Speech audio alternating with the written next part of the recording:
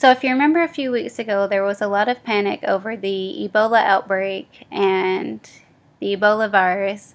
There were Facebook posts about it, news articles, everyone was tweeting about it, and at the time I was reading all this and I had no idea what everyone was talking about. So later that night, whenever I got home, I did my own research about it. So if you somehow managed to miss all the panic that was going on, or maybe you did see it but you don't know what Ebola is still, this speech will give you a little more information on it.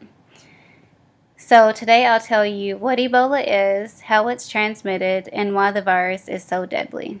So the outbreak actually started late last year in West Africa, but we here in the United States have been hearing about it most recently due to 2 Americans who contracted the virus being flown back to the United States for treatment.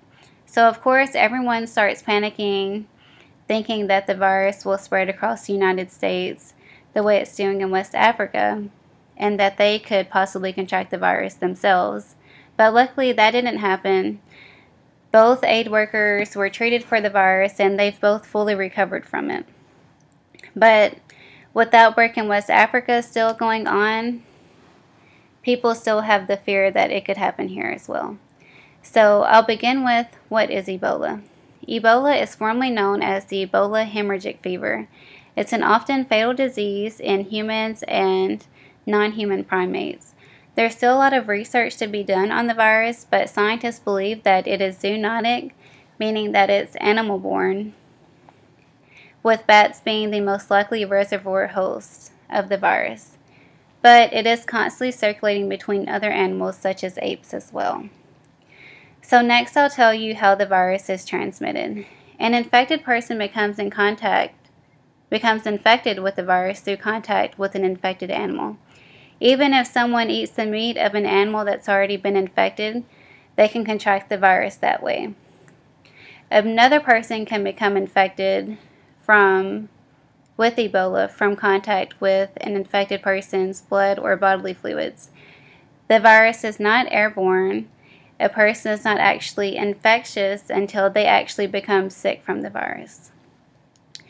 So lastly, I'll tell you why the virus is so deadly. So the World Health Organization describes Ebola as the world's most virulent disease. There is currently no treatment or vaccine available for the virus. It's the most lethal virus on Earth other than HIV-1 and rabies. But Ebola does its damage much faster than the other 2 viruses combined. Patients who contract the Ebola virus are often seen to have their white blood cells die off, and if the body cannot fully fight the virus or fight back from the virus just continues to take over their body. So that concludes my speech. I hope that my speech was informative for you. So today I told you about what Ebola is, how it's transmitted, and why the virus is so deadly. Thank you.